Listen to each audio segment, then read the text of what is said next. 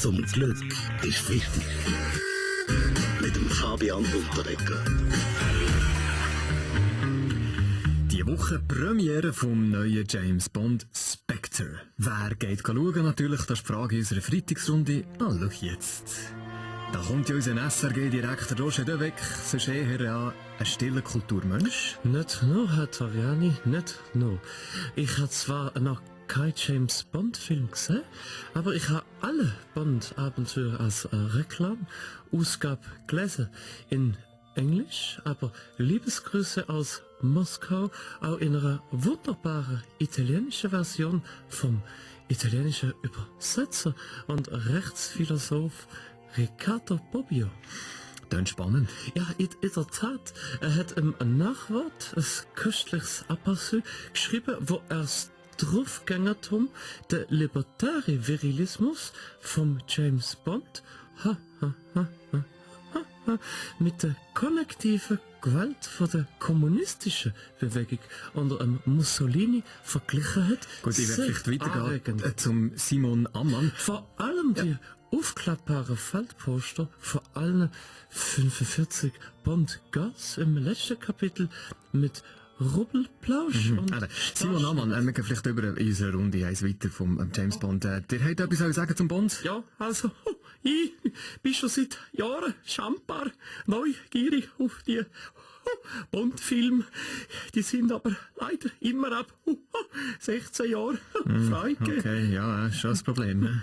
Ja, wie gesagt, ich bis der Baschi, kannst du mit mir kommen, ich hab voll noch Ticks für die Premiere. Moment, Baschi, die ist schon gesehen, die Woche zu London und nachher in Zürich im Hauerstadion. Nein, noch nicht die. Ich meine, in 2 sind wir ist Premiere im Kino Claudia.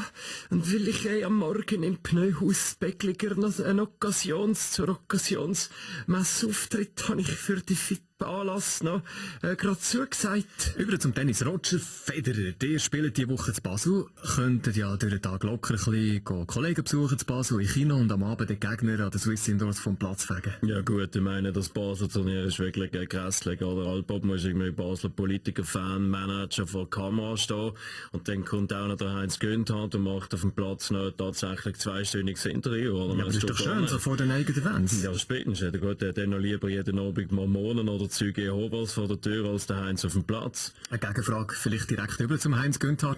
Sind euch selber früher die Interviews als Profi manchmal nicht auch ein bisschen lästig? Okay, man darf nicht vergessen, dass ich als Jungprofi ja gar nicht Englisch haben können. Als ich beispielsweise 1974 am Junior Spice Bowls Tournament in Cockville, Missouri auf dem Center Court gewonnen habe, ja, da habe ich das Live-Interview auf dem Platz mit einem English Dictionary in der Hand müssen machen. Mit dem Englisch Wörterbuch in der Hand und das hat nachher geklappt. Well, es ist nur ein $100-Turnier gewesen, so-called $100, nicht ATP, sondern ein Minor Class Challenge Tournament. Da hat es noch nicht so viele Zuschauer und Journalisten gehabt, Hüfterrang wie heute bei Roger. Ja gut, das hast du gar nicht mehr, Heinz. Oder? Moment, ich will schnell, Roger, das von Heinz schon noch genauer wissen, das Interview damals, schlimm war.